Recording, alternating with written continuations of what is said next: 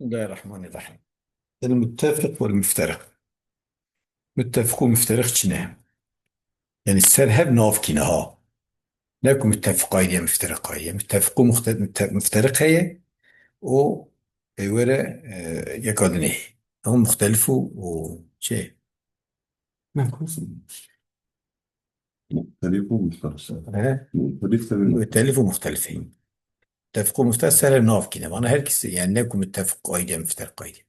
هم بيجي متفق لفظا وخطا متفق. إيه لفظ خط يكبه جد متفق. ومثله وضده معنى مثله هي. ومثله فيما ذكر مفترق عين وكافية مفترق يعني فيها هم متفقة جرا هم مفترقة.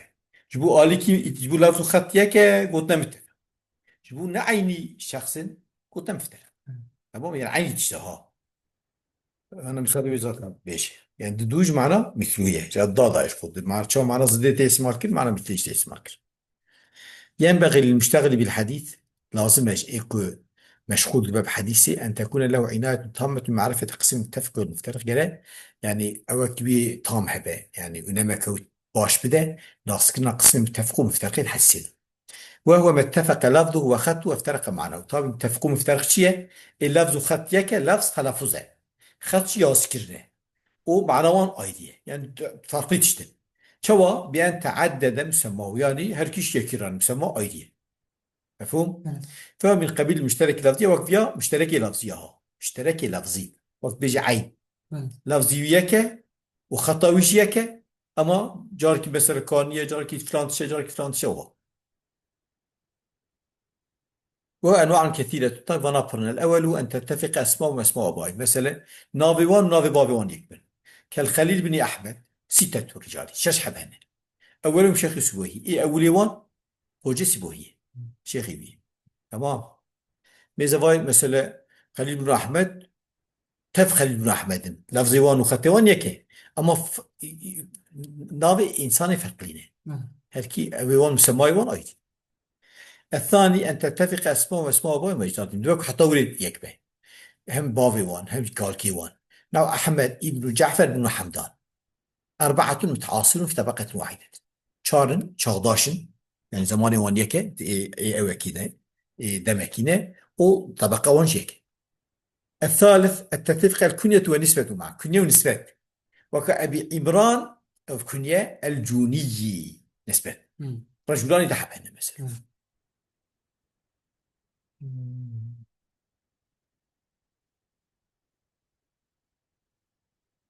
بس كده. الرابع أن يتفق فاطمة نوري أن يتفق الاسم واسم الأب والنسبة نافي وان يكا ونافي بافي وان ونسبة وان وكمحمد بن عبد الله الأنصاري أفجد الدولة اثنان والخامسة أن تتفق كناهم كنية وان وأسماء أبائهم نافي بافي وان كأبي بكر بن عياش أفجد ثلاثة سياح بنا السادس أن تتفق أسماء وكنى آبائهم وكصالح بن أبي صالح أربعة من التابعين السابع أن تتفق أسماءهم أو كناهم ينابون يكنيون فمثال الأسماء عبد الله إذا أطلق فإذا كان بمكة فابن الزبير نوري أو بالمدينة وقت المكة بتقول عبد الله أو ابن الزبير وقت إيه مدينة رابيش مدينة رابيش عبد الله مدينة ابن عمانة كوفة ابن عبد مسعود البصرة ابن عباس خراسان ابن مبارك عبد الله ابن مبارك شام ابن عمرو بن العاص رضي الله عنهم اجمعين يعني مديازيه وانا ضمين مرد عباره كجرا ضمين مرحم كسب ومثال المتفق والمفترق في الكناء الكنيا ده ابو حمزه وكنية لسبعه وكلهم بحاء وزاي ابو حمزه الا واحده فهو بالجيم والراء يجوان جمره وكل هؤلاء يروون عن ابن عباس رضي الله تعالى عنه توري طبعا ابو جمره كجوا او شو ايري تحسب شو لفظ وينك يعني لخط يك بيجي لفظ نيك طبعا لفظ جمره حمزه يك لفظ بله اما شيء خطيوي اما لفظ وينك لفظ تلفظه بله الثامن ان يتفق في النسب نسبتهم من حيث اللفظ ويفترق في المنسوب اليه او منسوب اليه ايديه كالحنفي نسبة إلى قبيلة بني حنيفة بله والحنفي نسبة إلى أبي حنيفة هذا جهل نعم ميزة نسبة يك لفظ نسبة يك أما أساس أو يوان يك وكا مسمى يوان يك يعني يكون نسبة بالغة هيك.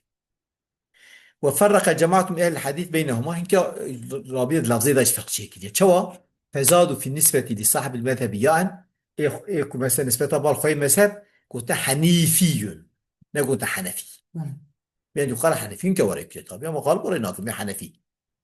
وفائدة معرفة المتفق والانفطام أوقات قنده فائدة يتشيا الأمن من اللبس شو ممكن تباص شيء نوري. فربما يظن المتعد واحد مثلا بيجي عن فلان عن فلان بيجي عين شخص تبيجي قد تكرار شيء بيد بينه وقت الزام بتبقى بيجي بركي بس شهر روايات كلمة دي ليه مزكي ما رش مشوفين.